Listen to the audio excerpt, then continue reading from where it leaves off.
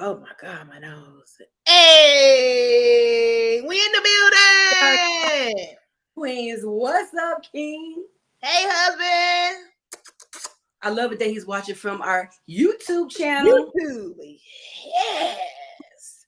What's up, King? Welcome. Hey, let me go make sure it's on Facebook. Where it's at on Facebook. Pop up. While you're making sure that it is, welcome back to the Queens Takeover Podcast. Whether you're watching live or in a replay, y'all know the drill. We want you to come in. We want you to say something so we can say something back to you. It's the crookedness for me. I just cannot. So we can say something back to you. And we want to welcome you to your favorite Tuesday Guilty Pleasure with your two favorite women, your two favorite queens. Welcome. Oh, we straight? We good? All right. All right, good. Because it's showing live on my end. And you're going to switch it on over to the top page, right? We good. You got us on that?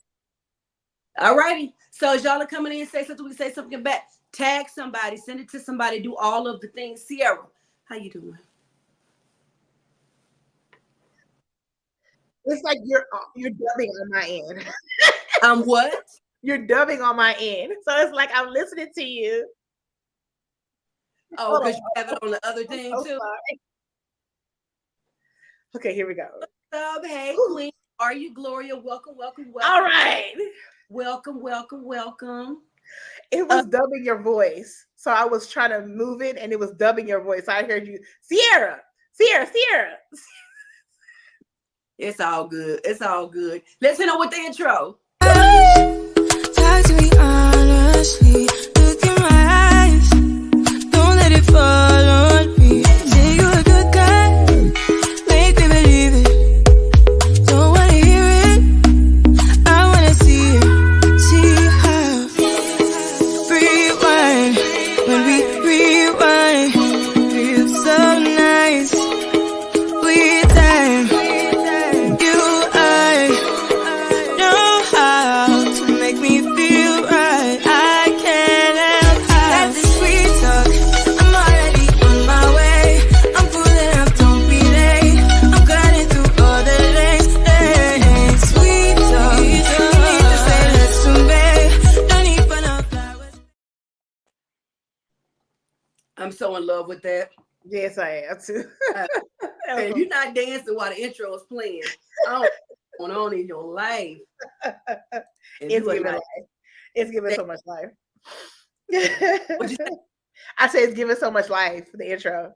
Man. Yeah. But What's up, King? Welcome. Hey, James. Happy Tuesday, peeps. Hola. Yeah. We have a whole lot to talk about tonight. A lot. A whole lot to talk about tonight. I'm excited and scared because I've been already getting some responses on. I'm excited and scared, but I'm excited about the conversation that we are going to bring, and we're going to begin it with.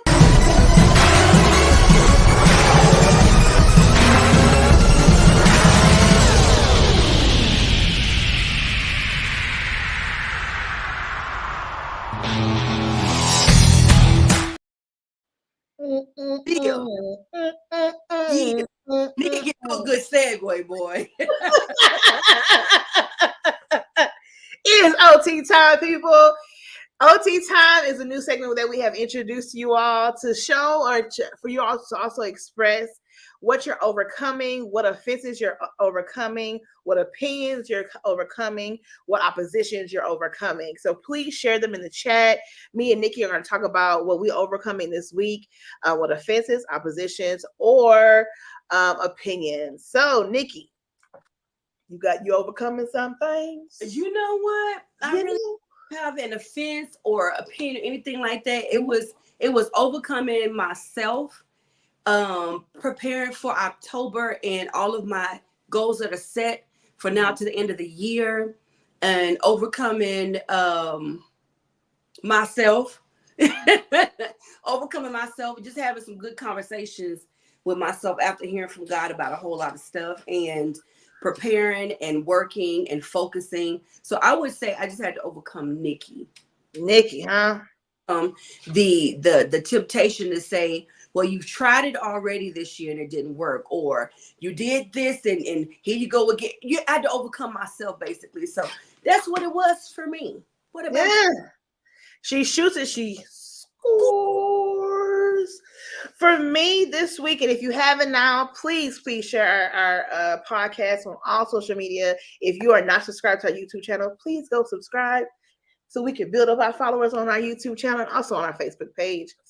So for me, my overcome this week would be opinions of others. I just took a trip this past week, and if you have met me, if you have not, if you can tell, I am a plus size, beautiful Black woman. And so people's opinion of if I could do X, Y, and Z, if I could go here and there, if I could fit in X, Y, and Z, those questions are like, they're always hovering as a plus size woman who travels, who goes places, who do things. And so overcoming people's opinion about what I can and cannot do is always a battle for me every day. And so this weekend, or this past week, going out of town, I had to tell myself to quiet the noise of what people are maybe seeing or looking at me, or like, looking that kind of weird, like kind of thing. And wake up, who am I? Try it. It's okay. If you can't figure it out, move around. Don't get down in the dumps like I used to as a teenager, as a young adult. And so overcoming that is a daily thing. But this weekend, I had to overcome it every day because I'm in a different environment, different community, riding different things, traveling on different things. So it was a challenge, but I came back feeling more empowered than beat up, if that makes any sense. Because I took the opportunity to overcome the noise and overcome the things that I haven't completed yet, the weight I haven't lost yet, the size I want to be yet, to still achieve and keep pushing towards the desires of my heart is to travel and to see the world. So I'm so thankful that I was able to do that this weekend. Love it. Trick says, amen. See, good evening, sissy. How are you? I love James. James says he's overcoming himself spiritually, physically, financially. It's time to progress and for growth. You should go to my page, James. You should read a couple of my latest posts. I feel you. Love it. Love that. So we're waiting on the rest of y'all. Drop down in the comments if you had to overcome something this week. Sarah, real quick, I want to ask you, did you have to overcome yourself at all? Not just what other people said or thought, but did you have to overcome yourself in any way this week? Most definitely. That's why I think I came back feeling more empowered than feeling defeated or beat up or less than. It's just like you have to make a decision. Are you going to still do it? You might look funny. You might look weird. You might look stuffed. You might look, you know what I mean? You might look tired, which I was a lot. But I still was able to do and achieve the things I wanted to. So, overcoming my own self and my own opinion of my own self sometime about what I think I can and cannot do. Love it. Drop some hearts for us. Everybody drop some crowns and some hearts down in the comments for yourself too. Because even if you didn't put it in the chat, if you're here, you overcame something. Amen. You overcame Amen. something. So now it is time for what she said. So I'm going to hit y'all with a couple of things real quick. First of all, rest in heaven, King. As you all may have heard, John Amos has passed away, better known as James Evans Sr. from Good Times. He was the father. According to his son, he did die of natural causes. He was 84 years old. I would love to know anybody's favorite thought or movie or television show that you have seen him in that will forever reign as one of your favorites. What's your favorite piece of work of his? And rest in peace to you, John Amos, and prayers to him and his family.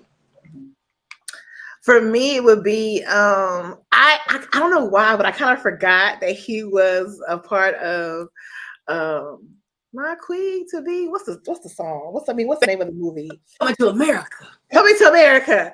I forgot. I forgot he was in that movie because he usually plays these really well. He was a strong black male actor in that movie, and he played a dad as well. But usually I see him as the like the protector, And I was like, oh, that's right, he was in that movie too. It was so good for him to be in that movie, and Good Times, of course, is just one of the bases of Black history and Black television.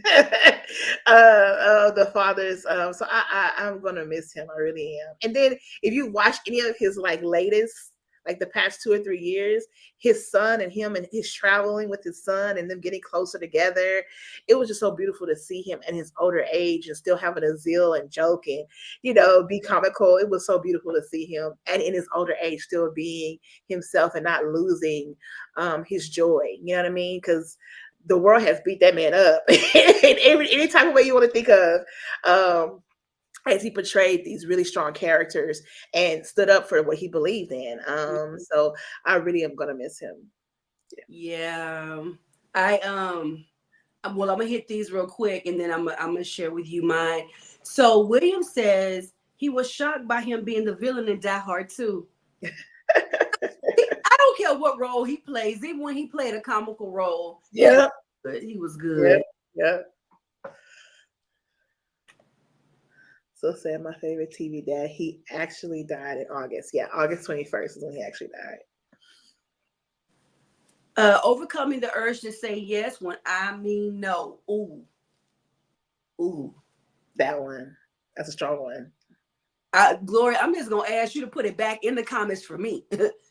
Baby, because listen, but I love your honesty with it. Overcoming the urge to say no, and then say no without the whole explanation because you're afraid of what somebody gonna say, so you want to make it land easy for them. Girl, come through, Miss Gloria. All right, thank you, James. Put one. Thank you, James.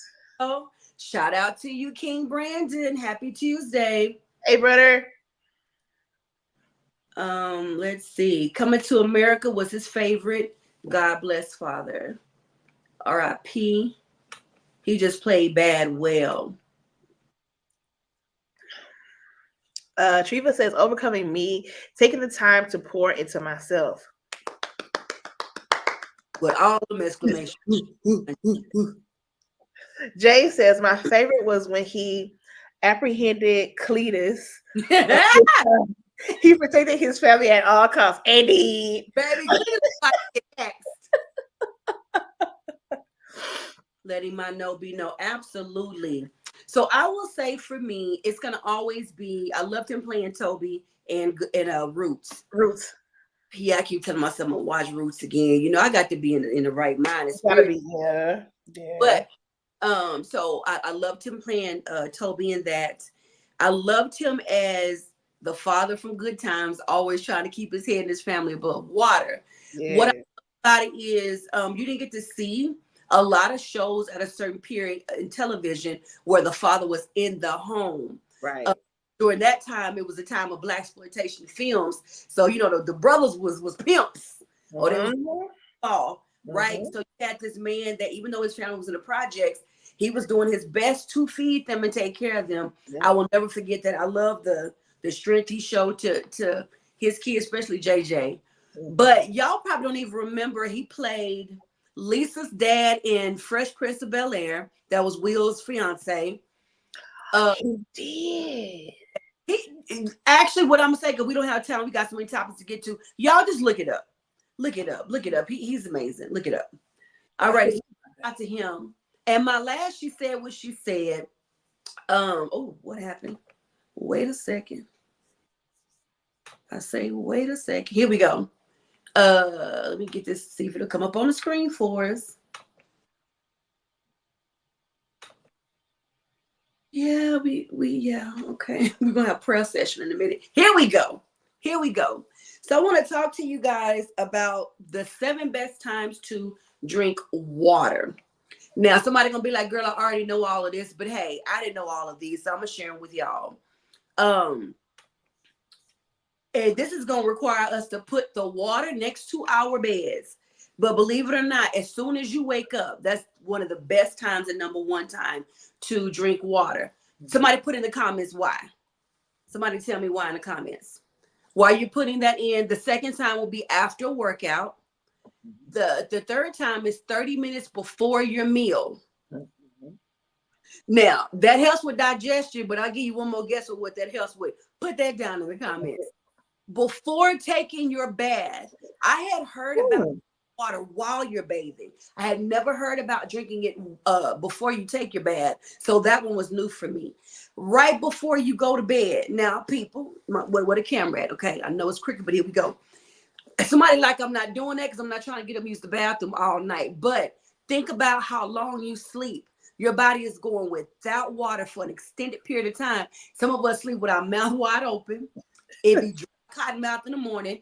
Some of us sweat a lot when we sleep. So before you go to bed, and then hydrating as she drinking, and then hydrating when you first wake up. When you're sick, I know when we're sick, we don't want nothing. We just want to sleep and be left alone. But that's the best time to hydrate. Here's another one. When you are feeling tired, hydrate. Because water is natural energy. I'm going to add a bonus one off in there. Listen, sometimes when you're hungry, drink water and see what. Just, I mean, if you haven't eaten all day, go fix you something to eat. But just try it, because sometimes you may not really be hungry. You may actually be thirsty. Let's see what they say down in the comments. See, then I want to get your thoughts. Here we go. Hey, Auntie. She says she has it in, wait a minute, what? She has it in me at all times. Well, okay, well, she hydrated 24/7. You go then. Will make you feel fuller later. There you go, Brandon. There you go, brother. Definitely help with your hydration. But here's a tip. I learned this from some Asian friends. It's not being racial. Don't drink it ice cold. Right, room temperature. Do not drink it ice cold. You shock your system. Try to drink it room temp if you can. It does. Prevents heart attacks. Not the open mouth sleep method. Before bed every night. Well, come on, James. Down there for him. All righty. So that is what she said. Thank you guys for chiming in during that segment. Are we ready to get to these topics? I am ready. Yeah. They think. The deep breath for me. A little bit. Ooh, you gonna start with the banger. You gonna start with the banger. This one. That's why I was like, let's jump into it. So this topic came from my lovely mother and my cousin. I'm still here. We were talking about relationships and how it's hard sometimes in friendships and businesships and friendships and relationships and marriages to forgive. And I was like, wait a minute. Is there any time that is not an option? Like, I know as a Christian, we're supposed to forgive, but like, is there any time when you know what, I can't really forgive? Like, I've heard people saying, their dad or whoever person who treated them, abused them as a younger child, they'll say, I could never forgive them for that, or what they did to my mom or what they did to my brother, I could never forgive them for that. And so I, wipe my hands clean of them and I'm done with them, So that's what that thought was like, wait. Well, that means you never forgive them. If you don't want to, if you wipe your hands with them, you're done with them. You don't forgive them at all. You don't give them grace. You don't give them mercy. You don't give them anything. And so that's why I was like, this would be a good question. My mom and my cousin were talking, and I was like, this would be a good question to ask the QT family. So is there a scenario where forgiveness is not an option? Please comment in the chat. If you have not, please share this on all social media and subscribe to our YouTube channel, Instagram, and Facebook, and TikTok. What say you, Nikki? I say the question is very deep. It is. Right off the cuff, as a woman of God, as his daughter, I'm gonna be like, of course, you're supposed to forgive. Never not a situation where you should not. Did I lose my necklace? I think I did. It dropped. Where you should not. But I'm gonna be honest when I answer this question. That don't mean I don't love God, but I'm gonna keep it 100 because you're asking me. I say that there's never a time when you should not forgive, but there are probably going to be some times when it's going to be challenging, depending on the situation. I think people also confuse forgiveness with allowance or forgiveness with forgetting. There are some things for somebody that's been sexually abused, they may not forget it. Right. The abuser. And I will say for me, and it still is, I've talked about this in my book and I've taught about this, but it's something that I have to still practice. Forgiveness sometimes has to be a repeated thing. When the thoughts come back up or the temptation to hold it against somebody or to be bitter or whatever, when that stuff comes back up, that's the moment of choosing to forgive again.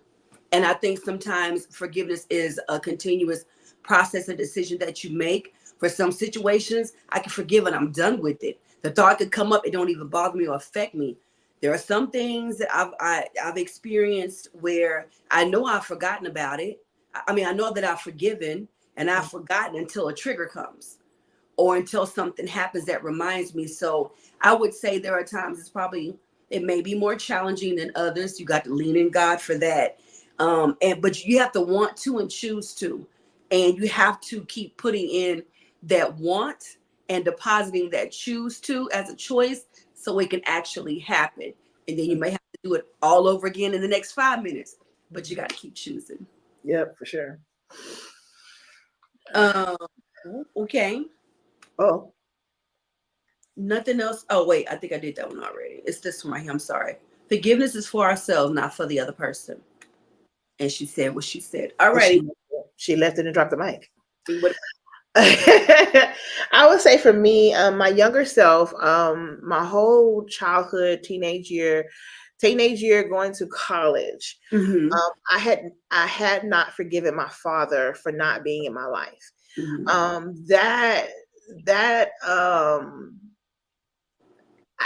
I did not forgive him. I was so angry. I didn't even know that I could forgive him. Does that make sense? Mm-hmm. I had to really go before God. And when I was told, God wipes your slate clean. Are you high? Are you higher than God? You can't forgive. He forgives you. You can't forgive others, even the ones that have afflicted you. And then when you think about what Christ has done for us on the cross and his way to the cross and all the things he had to go through for our salvation, I felt so convicted in my college years. And the same church we went to, Nikki, together, that's where I actually let go and forgave my father, full body, internal, external forgiveness. Yeah. And I could walk so much lighter. I didn't have that burden of heaviness on my life. Mm-hmm. But like you said, forgiveness, it can happen at one moment, but then it might have to happen again when you're in a situation. And I'll give you the example for me with my father, my daddy issues. In my marriage, as I forgave my father before I got married. Mm-hmm. So I thought I was coming into this marriage being full with my husband, being completely open, but I still had these scars and these wounds that were not healed that traveled into my marriage with me because of my daddy issues. And when I realized it was because of that, it made me furious again. And I had to go through a whole other process of forgiving just like this part of my daddy not being a part of my life. And so you're right. It takes time, and it's not some people like, you got to rush to forgive. And I would love to say, yes, you can rush to forgive, but each person has to do it in their own timing that's healthy for them. Because if you unhealthily forgive someone, you like you said, you allow allowances, you allow certain things that hinder you. Like she said, forgiveness is really for you and not the other person. I would say for me, forgiving my dad was not for my dad. It was for me to be free, for me to walk in the boldness of who God called me to be and not hold on to this badge of honor of, oh, my daddy wasn't there. You know what I mean? And live my life through that. And so it does take time. It is possible. And if you're a believer, you have to wholeheartedly remember our salvation, and Jesus walked for our salvation so that you're able to forgive those who afflict you. So yeah, it's a process. It's not easy. It's very hard, especially when you have been abused as a child, or if you've been left or forgotten. Yeah, It's hard. It's very, very hard. But we can do all things through Christ who gives us the strength to do it, right? So yeah, that's what I would say. For me, it has been a process. And that's one big one. But forgiveness happens multiple times. And we're supposed to forgive how many times? 7 times. 7 times. Yeah. 7 times 700 or 77? You close enough. You close enough. It's a big number. The point is it's gonna be constantly. There's not a set limit number. You know, I forgave you for that. Well, I got to forgive you for that too. Mm-hmm. I love everything that you said and that you shared. Your truth about having to forgive your dad. The thing about that is sometimes people are in situations, but they're still with the person. That may have been a parent, that may have been a family member that did some offense or abuse or hurt or caused any type of pain or whatever. And that's something that they have to choose throughout every single day. I believe it's releasing the hold that it has and releasing the offense of it. That's one part of forgiveness to me, because when you can get past that, I think everything else becomes a little bit easier, depending on the situation. Right. I think it becomes a little bit easier. At least that was my testimony with it. Stop rehearsing it and replaying it consistently. Now, I'm not saying that someone that was sexually abused, that they're sitting up rehearsing and replaying it in their head.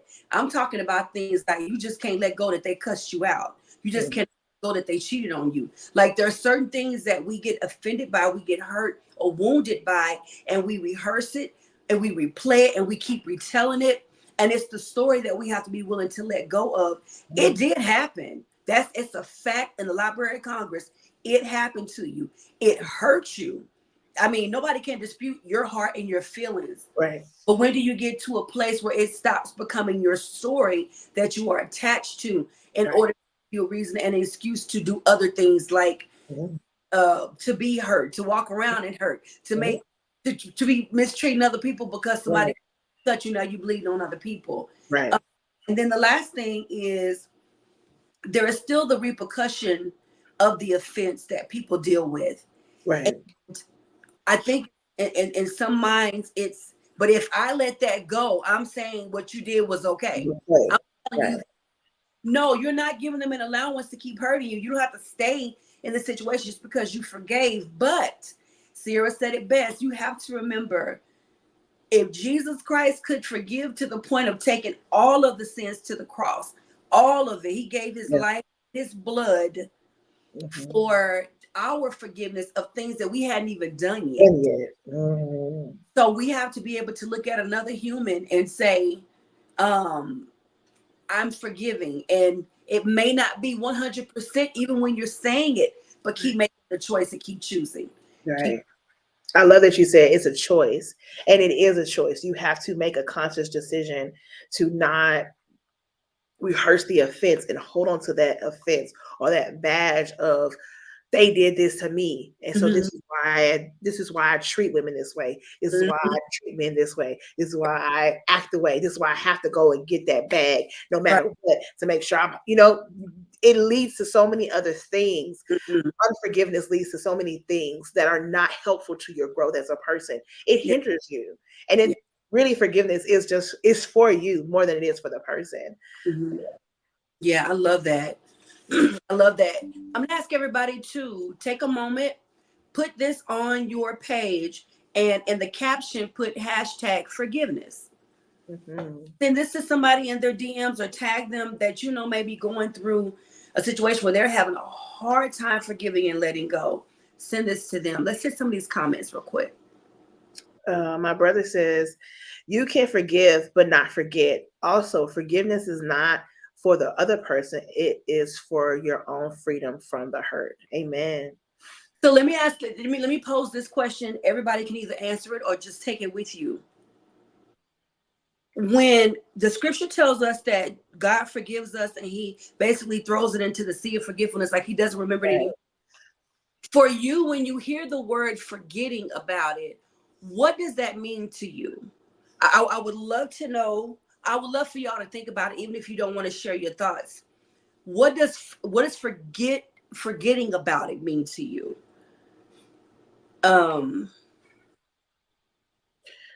My husband says, I am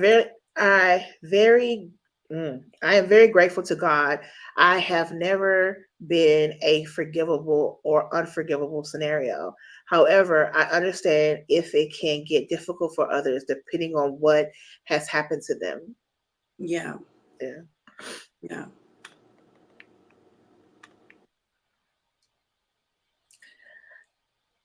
James says, for me, when it comes to forgiveness, it's like this. I must confront my offender and the situation because I want to forgive genuinely and not just with lip service. In order for James to do that, I must directly address it and the offender. So, James, I have a question for you. What if that person's dead? Right. What if God himself tells you to forgive them? You don't need to go and confront them. That's just the thought. This is not coming against you. It's just the thought. And I'll share that thought with you at another time. Yeah. Well, one person put forgiveness in the comments. I hope you guys are sharing and putting hashtag forgiveness. Forget means not to visit or dwell on the offense to me. Love that. It's so hard, but we have to find the lesson, blessing, insight in all trauma. Yes, William. All right, Church of the Queens Takeover Podcast. The doors are now open. All right. Yes. I love that. I'm glad some of the people that shared their thoughts with me are not on here. So they've shared their thoughts. To some people, there is absolutely never a time when forgiveness should not be given or extended. I agree. But I if I'm just going to be honest, I've helped too many people through it, and I've gone through it myself to know it's not as easy in all circumstances and situations.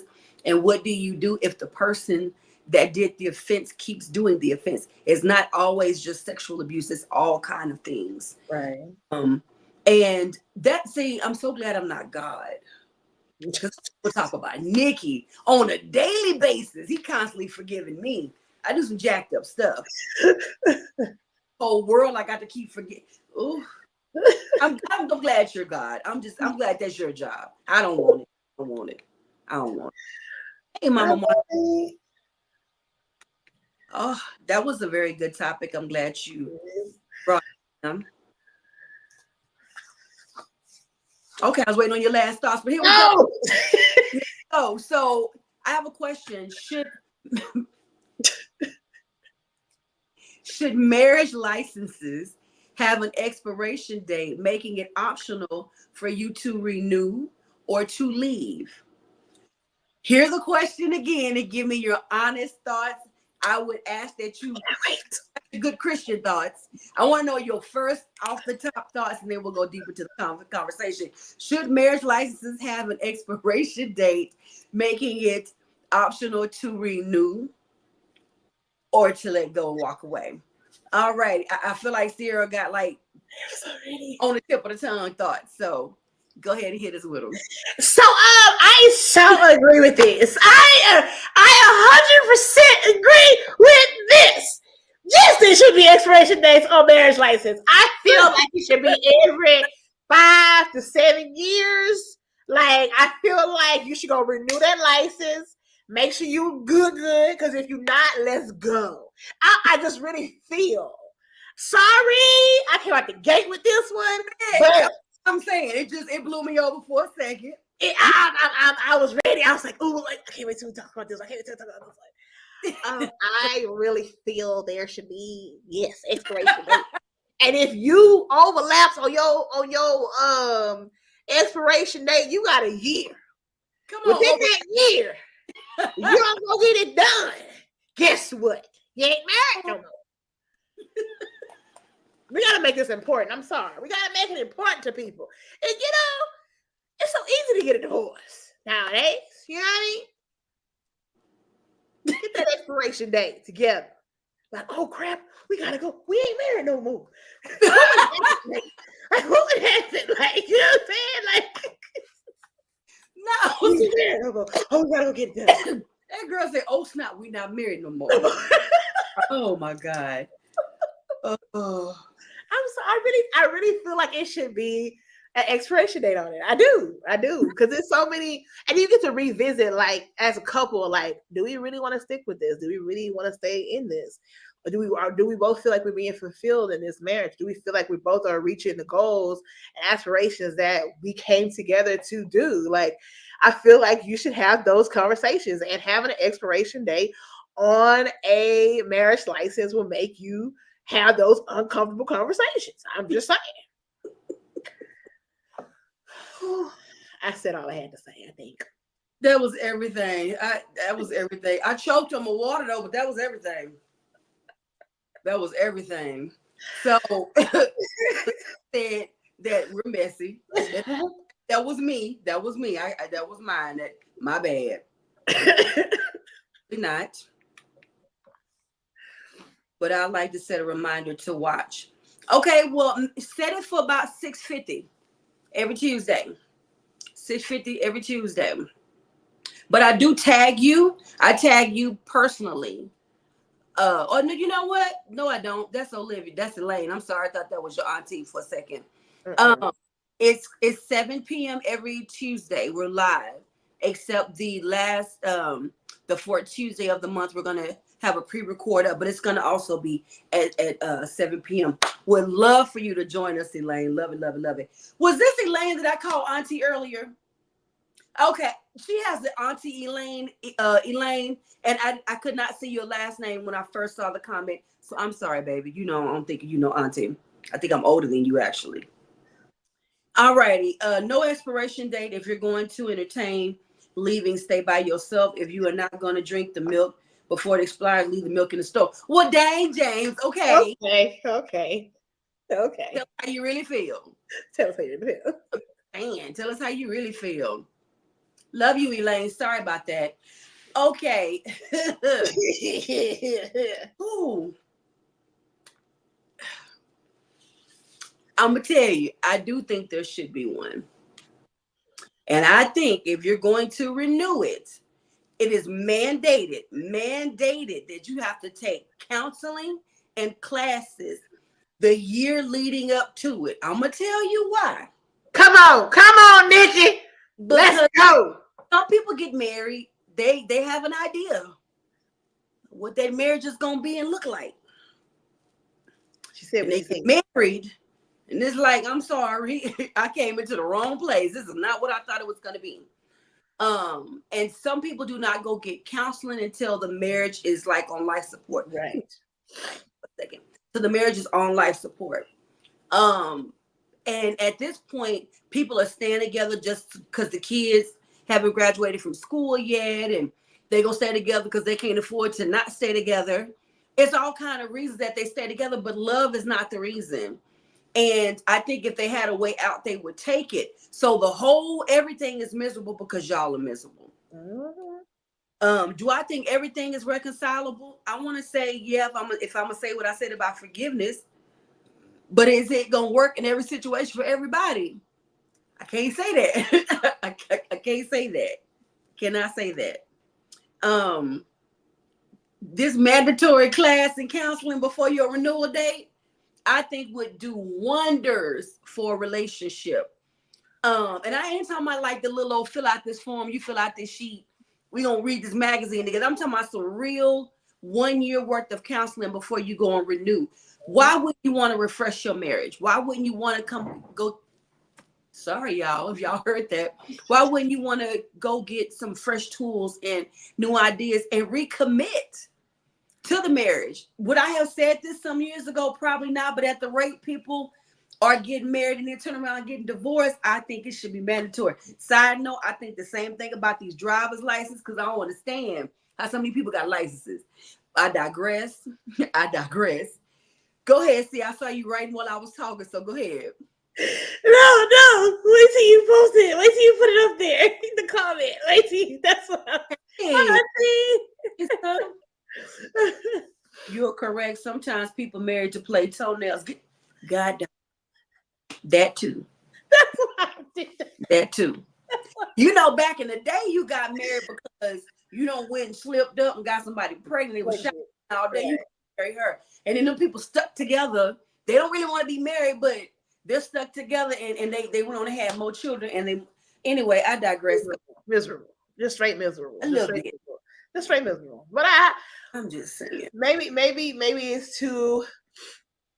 You know, on the other flip of the coin, it's like maybe we too much in people business. But if you want the sanctity of marriage and you want to be married and you want to keep your marriage healthy, you know, something like an expiration date on your license will remind you, hey, you want to still be married. I've met people who've been married for years and they like, if I had an opportunity to leave, I would have left. Well, if you had an expiration date.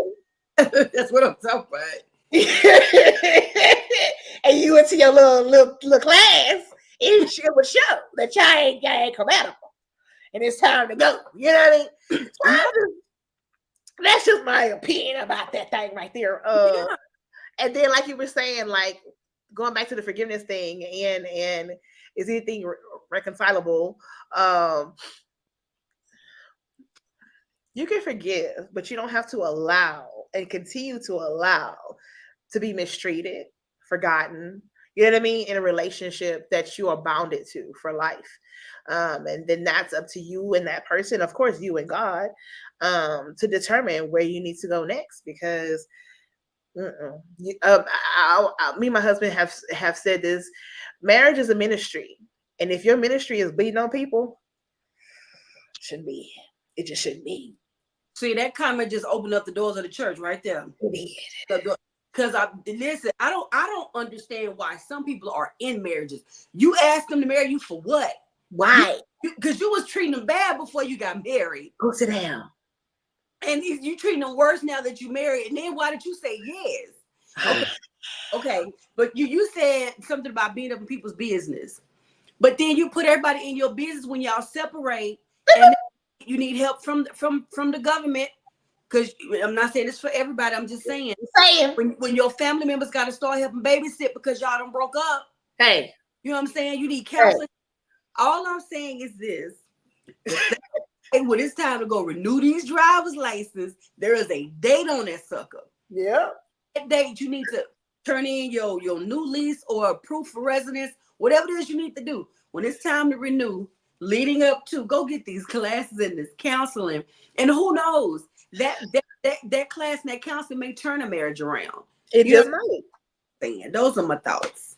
It makes you have uncomfortable conversations that you probably would not have. No, baby. Well, we got 2 years left. We got 2 years before the expiration date. You know, we got to start our 1 year counseling. I'm just saying. Hey. So my baby say, pretty sure we're around the same age. Met you through quick. I know. And look, from a distance, I follow you like crazy, like I did her. Oh, you're so sweet. Aww. Thank you. You both are, oh my God. I'm just saying. We out here. You know, now I gotta be real because I thought about this for a while. The side of it could be I ain't got but 1 more year left with you. Period. Do something. Just I wish you would. Don't put the toilet paper on the roll. Right. You got 1 more year. It could be that. No. Y'all keep dropping your thoughts down. Y'all, and we're about driver's license. Hey, and how often we have to renew our license or our driver's license? Is every 10? Is it 10? I think 10 years. 10 years. Somebody look that up and let us know. Is it by state?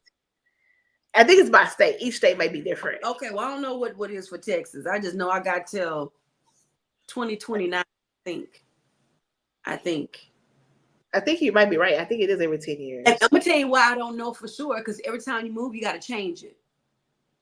Every time you move, you're supposed to change. Oh, You are, huh? Because your address changes on there. supposed to, yeah. You're supposed to. Yeah, you're I'm right. I found that out by accident. So I got stopped one day for a ticket. My light was out, whatever. So I got stopped for a ticket. So I'm showing him my license, but he already asked me where I live. And I told him, he was like, well, your license don't say that. I said, I just moved like 2 months ago. He was like, you're supposed to have a change within 30 days, right? I said, I did not know that. I know that. He let me make it on that, but that's how I learned that. Now we know. That part. You were educated. What you saying? We are all educated now. Yes. Hey, hey, Ashley. All righty. Bam. Oh, okay. So this was a fun one. My mind started floating in different places because I was away. And so given an all expense paid trip, where would you go? Don't think about how much it costs. Don't think about the flight. Don't think about the car. Don't think about the food. Just think about where would you want to go if it was all expense paid? Where would you want to go? And you just wanted one place? You just wanted one answer? I mean, you got two. You got three. Go on, give it to us, Nikki. I got a lot. So I'm going to give you two. Africa, for sure. Uh-huh. There are several areas in Africa I want to go and visit. And Greece. That's because you said two, so I'm going to be obedient. Okay. What about you? Okay. For me, of course, it's Africa. I have several places. I want to go to Kenya. I want to go to Senegal. I want to go to Egypt. I want to go to Zimbabwe. I want to go to South Africa. I want to. We can name all that. Madagascar. Okay, that's just Africa. Okay, and then all expense paid. Right? Can we do an Africa tour? Can we just do a whole Africa tour? Like you all expense paid. So I told you several places in Africa I'm trying to hit. 3 weeks. 3 weeks. And then my second choice would be I think Australia.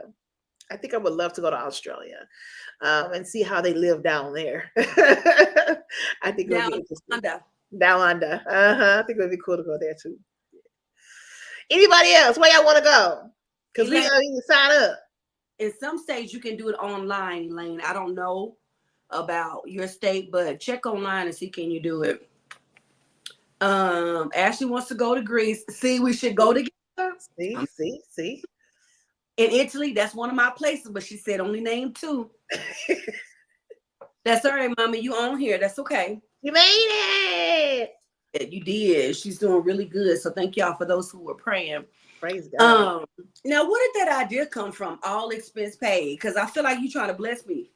And I just want to be in alignment. Because I feel like we're doing a podcast and we never know who's listening and who might want to just bless. Amen. Because we try to go someplace. We're trying to have a family reunion in a different state, different city, different country.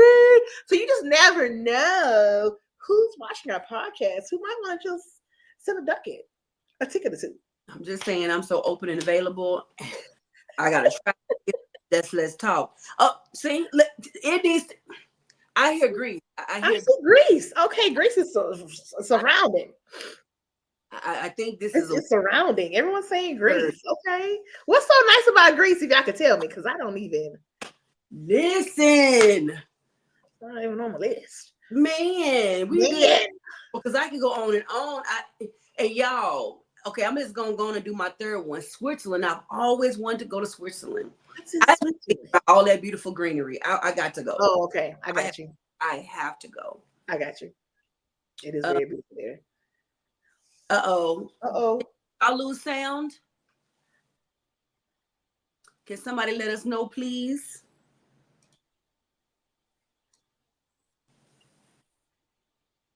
Say something. Something. They did, I think. Because on mine, it's not. Nope, I can hear it. Okay, they can hear us. Okay, so I have to go out and come back in, baby. Yeah. All right, thank y'all. Thank you so much. Thank y'all. Hey, let's see. I want to go there too. I was going to say Japan too, brother. I want to go there. Yes. That was my third option. Y'all finna see me up in them friendly skies. Spain. Come on, Spain. I bet it's so beautiful there with all of the Spanish art and the architecture. Oh yeah. If I'm gonna be real, some of the reasons why I want to visit some of these places, I want to try the food. I want to try the I want to try it over there. That's what the authentic food. Right. Like I want pizza in Italy. I want Italian pasta that they just made. With the dough. The fresh dough. I want to go to the market to go get whatever meat that they're gonna be cooking for me. Because that's how. Yes. I want that fresh bread and butter. And I haven't eaten yet, so I'm hungry. So y'all might can tell that by how I'm talking. But I'm just saying. Your mouth watering. Just thinking. It was giving wateration. It was I gotta be rocking and everything. So here's a side question on that one.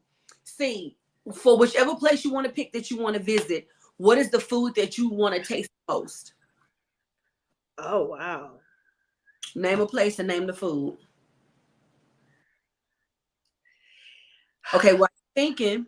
It sounds so simple, but the fruit that we have, the fruits and the vegetables that we have in America, they're totally different in other countries, especially Africa.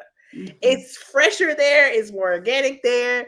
So I would love to taste like fresh, like hand-picked fruit and vegetables. And then all the African dishes. Oh my God. It's so many African dishes that I could just sit and just eat. I want to eat soup in Africa, and I want it made over there. I want to eat it there. I want it there. Yes. There. What soup did you say? I didn't hear you. Huh? What soup did you say? I probably said it wrong. I think it's called a goose. A goosey soup. Yes. Yes. Much about it throughout the years, but I've always wanted to take that fufu and listen. I'm going, and y'all gonna see a whole bunch of video footage. I'm telling you, it's just gonna be me and fufu and soup. I'm eating it all day. All day. The last one, back to Jamaica. Grand Cayman Island is the most beautiful place I've ever seen in person. Oh yeah, so beautiful. Come on, Grand Island. Greece, Finland is a beautiful countryside. Homes on hills, Brazil, grapes, orchid, Canada at the border, and Washington. Mama, come on now. Mama, come on. Where we trying to go? Let's go, man. Brazil, the grapes and the orchids. Ooh. Yes. They have really fresh grapes, like huge ones too. With the seed. Yeah. I want to try these too. Yeah, the yams. Martha. Yeah. It's mighty lane. Right. I want the Italians in them, and I want an older Italian grandmother or auntie. I want somebody that's been doing kneading with their knuckles for years. Yes. Once again, I told y'all I haven't eaten. I'm hungry. Oh yes, Jamaican jerk chicken, New York City pizza, and Philly cheese. Okay, well he said we're gonna do a U.S. tour too. Yeah. I like this. Yeah, I want to try a Philly cheesesteak in Philly. Oh, is it today? Is it today? I don't know. But happy Nigerian Independence Day! Woo-hoo! That's why I'm wearing this. Is that why I got this on? I cannot with you today. I did not know. Well, tell us what that means, Sierra. What is Nigerian Independence Day? Now look. Now you asking questions. Now look. I don't know. Well, Brandon, tell me what it is. It is October 1st. It marks the proclamation of Nigeria's independence from British colonial masters in October 1st of 1960. So their independence from Britain. Yep. Now, see, all you had to see, you got on me because all you had to do was go to Google. I didn't know. Happy Nigerian Independence Day. For those that do not know, I got green on. Brandon and Sierra are half Nigerian. Her brother. Hey, sissy, good evening. Happy Nigerian Independence Day. I find it fascinating that just happened in 1960. Right. Wow. You would think 1800 maybe. No, 1960. Wow. Yeah. Wow. Mm-hmm. Well, how does does a celebration look? I know it's the whole thing. It's lit. Is it? It's lit. Can I go? It's lit. We went to one last year. It was really fun in Houston, but it's nothing like the real thing. It ain't nothing like the real thing. I can't wait to do the real thing one day in Nigeria. James, let me reread this because I thought you was telling me you was going to give me a $5,000 shopping trip. Hold on. Let me read that again. Y'all missed my first 2 downtown South Beach, Miami. No, I didn't see that one. It's at My the time. yacht ride included a Listen, how can I get that hookup? Can we say 50,000? I'm just saying. We're trying to get a whole wardrobe. I'm not paying for it either. I'm just saying. That's what I said. Over here. Babe, $5,000 shopping. Well, congratulations on that for you. Sorry, I missed that comment. Again, happy Nigerian Independence Day. See anybody else from Nigeria? Big ups. Here we go. Question. Does lack of attention in a relationship cause you to fall out of love? Does lack of attention in a relationship cause you to fall out of love? Okay, go. I would say yes. Yes. In any relationship, friendship, marriage, any relationship, if you're not getting attention or being intentional in that relationship, yeah, it makes you fall out of love with the person because you're not getting the same attention that you were getting before. In a marriage, yes, it makes you slip away and like you don't feel as significant to that person. You don't feel like they're your number one priority. So therefore, why should I hold on to my love for you if I'm not the first priority, especially in the marriage? So yeah, I think when you're not getting that attention, now how do you turn it around? And I think the other flip side of the coin for me is like, especially in a marriage, you're bounded to that person, right? And so things happen, life happens, sickness happens. You still have to love that person, even though they might not be able to love you the same way, right? But what they can do, they can love you from wherever they are. But being completely two healthy human beings, and you're not giving me the attention, yeah, I'm walking backwards. Friendship or marriage, it's kind of, I'm not getting the attention. It's hard. It's hard to stay in love with somebody, in my opinion. I done. So before I give mine, I gotta ask you a question off of what you just said. You was gonna sex me with a question. I wouldn't be me. You emphasize, and we two healthy people, you emphasize that part. So where does health play in it that would give you that you would say, I'm gonna give you this this free card right here because you're not feeling good? Like what type of health state does that person have to be in for you to give them that card? Better word than a free card. Pass. Give them that pass. So what I was thinking of that flashed through my mind when I was saying that, the other flip side was I watched this couple online for the past, I want to say 7 years. And the husband was in a bad car accident. And he, for the first 3 years after his recovery, while he's recovering, he could barely say words. He could barely talk to his wife. He could barely give her the attention because his mind was all discombobulated, right, after a car accident. So do you just, because that person is not healthy in a sense of being able to give you that attention, give you that love that you once had, because they're not healthy, they're not fully all there, do you just check out? No, that's not, it's marriage is sickness and health, through sickness and health. So that's when you have to put on your big girl draws, big man draws, and really show up for that person in that marriage, where you're not getting the attention that you usually was getting before because of illness. So let me slide back to the question, because you answered but not quite answered it. For Sierra. Yes. What level of sickness does this person have to be at to get that pass? Can they have a bad cold and send them to the hospital? Can it be that, or does it have to be, girl, they had to be in a car accident? Like, what's the level of sickness before you give them that pass? God,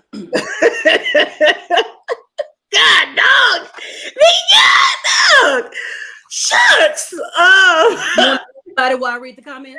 No, for me to give that person a pass, they would have to be enabled to say my name, enabled to complete full sentences, enabled to, yeah, I think that's what I would give the pass. That was deep. She was like, listen, he had to be unable to say my name, and it's a lot that come with that, but that, other than that, if you can say my name, that was deep, but it was honest. Yeah, it was honest. It was very, very honest. What I think of is, if he can say my name, you can say my name in a way that I know you love me. That made me want to cry when I think about it. I say your face. Yeah, because you could say my name and look at me, and I know that you love me, no matter what type of sickness you have. Oh my God, why am I crying? Okay, but yeah, but once you're not able to, I have to fight for us, which means I have to fight for you in your life. Yeah. I got another question. Oh God, Nikki, come on. It's a discussion. We're talking. Let's go, Nikki, go. I'll get to my answer in a minute, and I'm gonna get to y'all's comments in a minute. I have a question for everybody. Can a person make enough pre-deposits of love and attention and nurturing, so if something happens with a lack, and I don't mean just sickness, somebody can lose a job and become distant? As a matter of fact, your husband said, hold on, wait a minute. It wasn't your husband, that was James. James said, when I battled depression last year, I wasn't capable of demonstrating the same attention. It became about my mental rehabilitation. Okay. It could be depression. It could be loss of job. It could be a couple loses a child or a parent or something, and one becomes distant. Do y'all think someone can make enough pre-love deposits that could sustain you through that? Enough that would say, I miss how they used to be toward me, but I understand that they're going through something right now. Okay, what are your thoughts on that? I would agree, yes, because that's why it's so important to love fully in a relationship, because you never know when that love could be interrupted. And so that's why I think answering this question for me is like when COVID came and you saw people dying left and right. Yeah. I really had to think about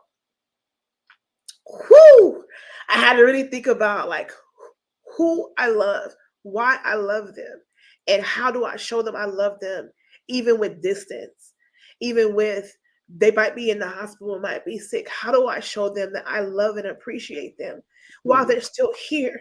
Because we're only here for a moment of time. So yes, that's why you have to. We strive to love one another as much as we can, either in marriage or in friendship, because you just never know, or familyship or relationship. You just never know when our time is up. You just don't know. So you just have to try to do all the love you can that you can physically are able to give, because you never know when the opportunity will come when you have to remember, I remember when they used to kiss me this way, or I remember when they used to be able to hug me and hold me. You have to remember those moments to hold on to.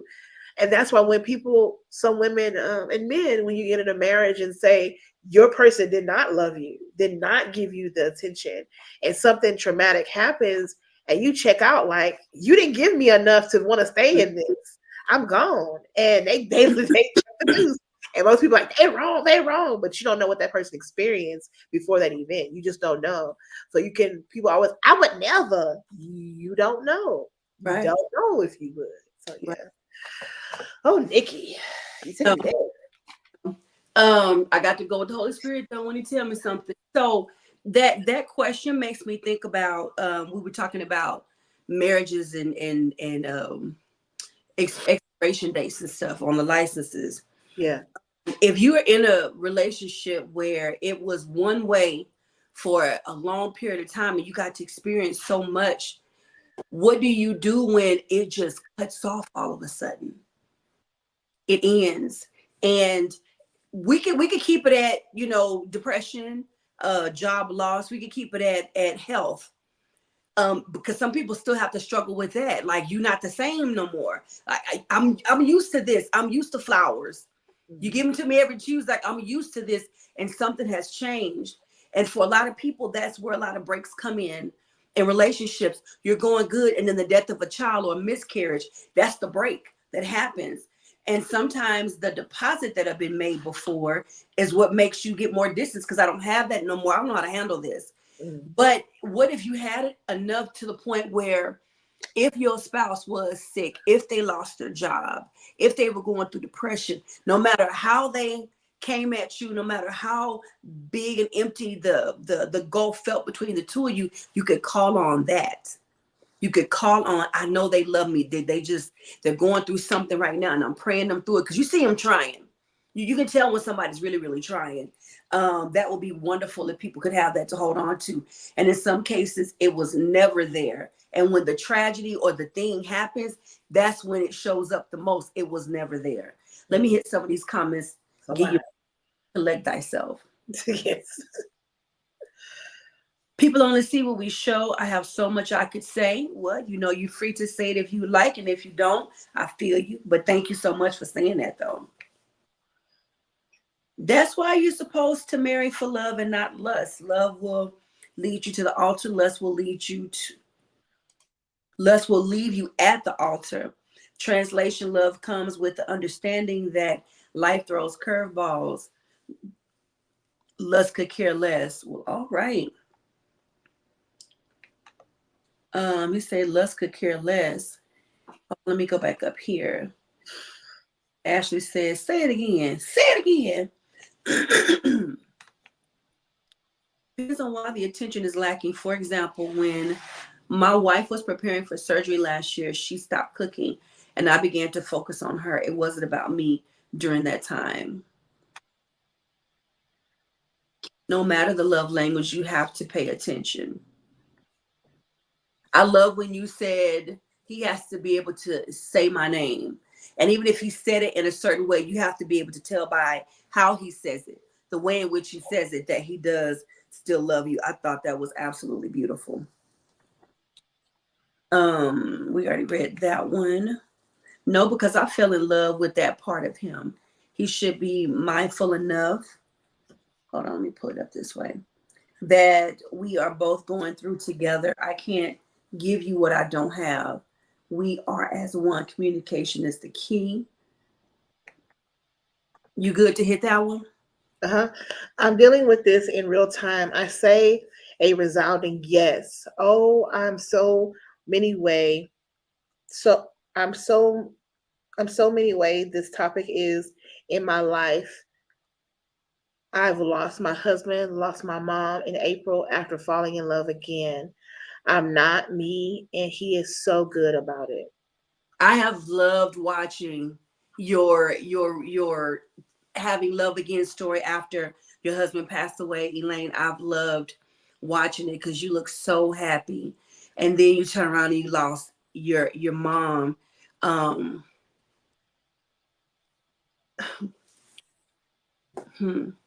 don't know if I'm gonna say that or save it for another day. Let me see. We already hit this one. Oh, we hit Ashley's already. All right, you want to hit that one?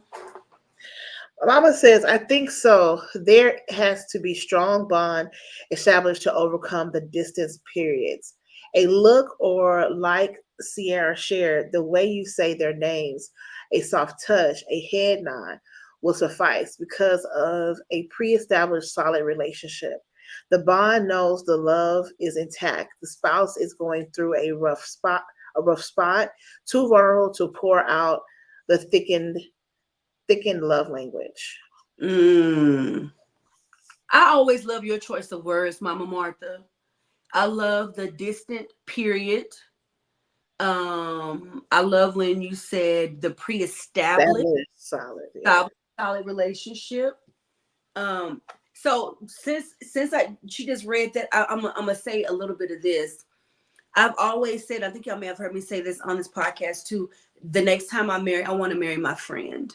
I'm very, very interested in being with my friend, because the way we fall in love with each other, and it's mixed with lust and the newness and all of the things at the beginning.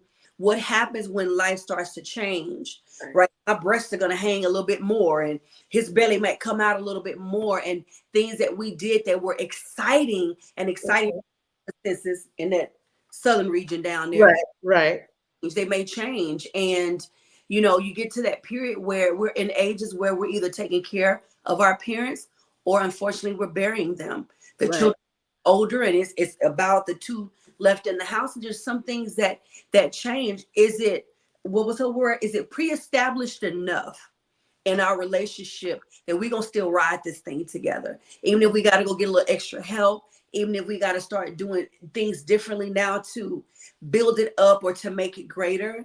And I believe with someone that you have a pre-established foundation with, as she said, or a friendship, that those things might be a little bit easier to do than someone where it was only based on one thing in the beginning, and you tried to build from there, but it was like trying to build a house with straw instead of with bricks.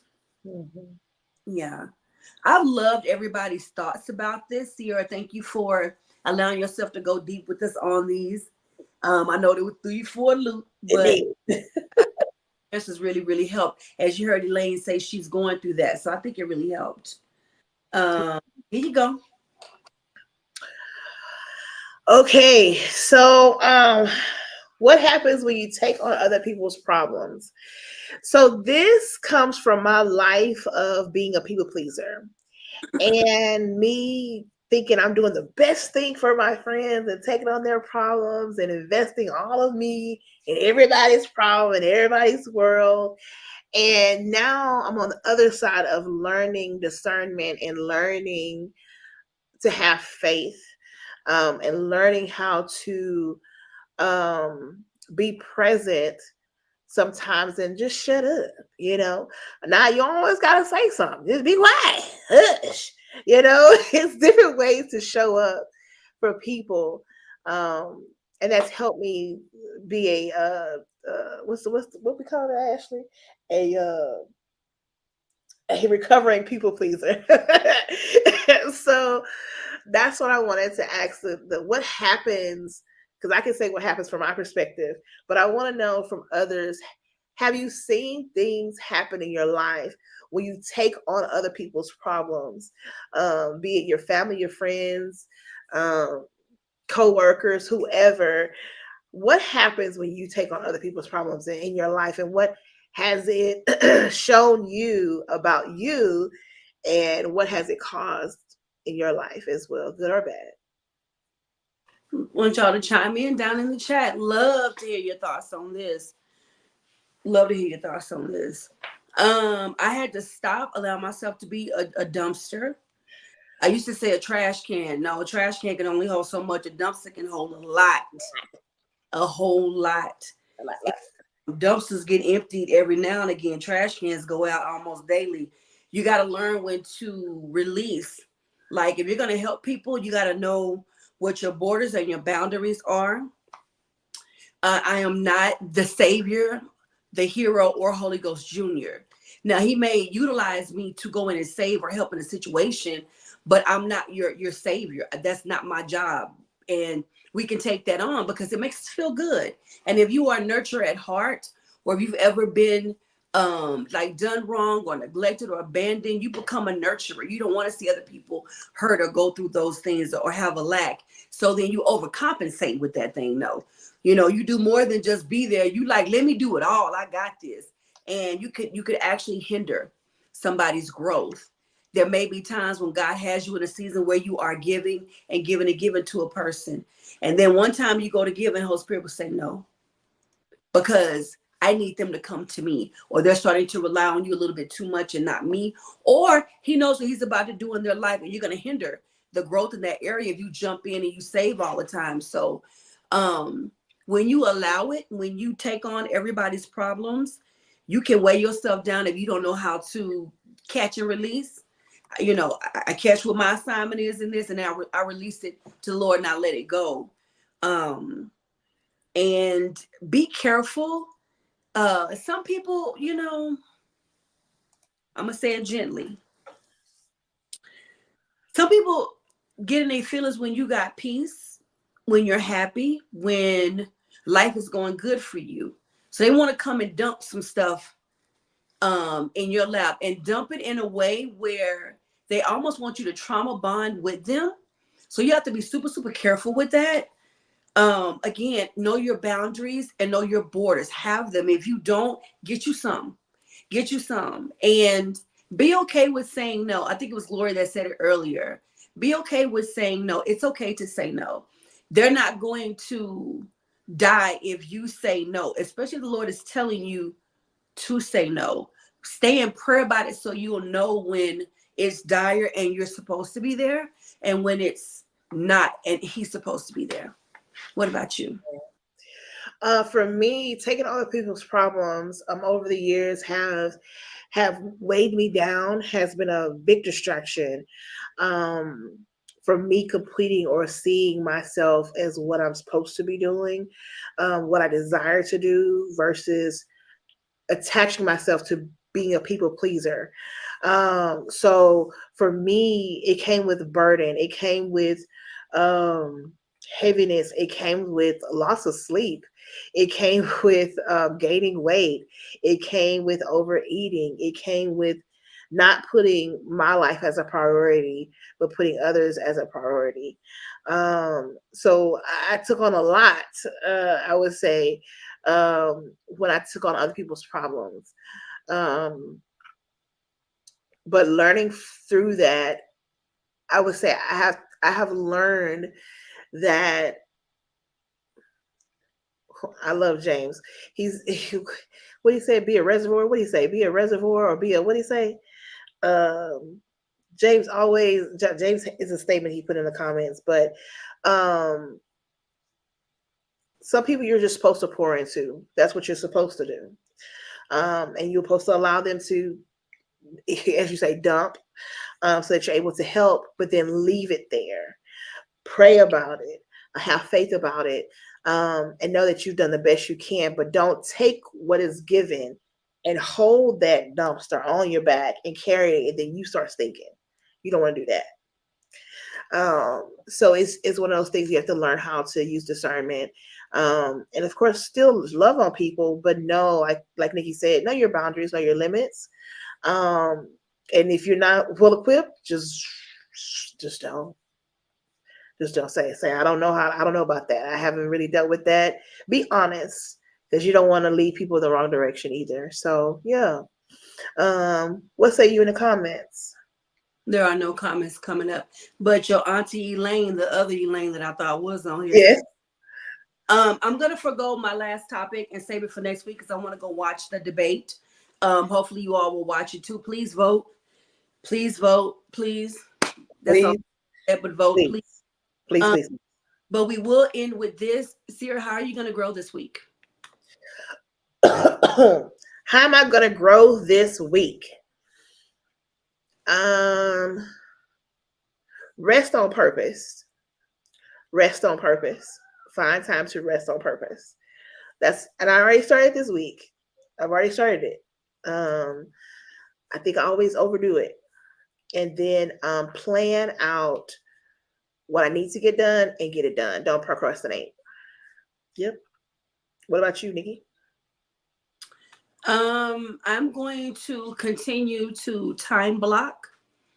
I'm going to give myself a specific amount of time to complete an assignment or a project. I'm way more productive when I do that than when I say I'm going to do this today. I got 24 hours to do that and it may not get done.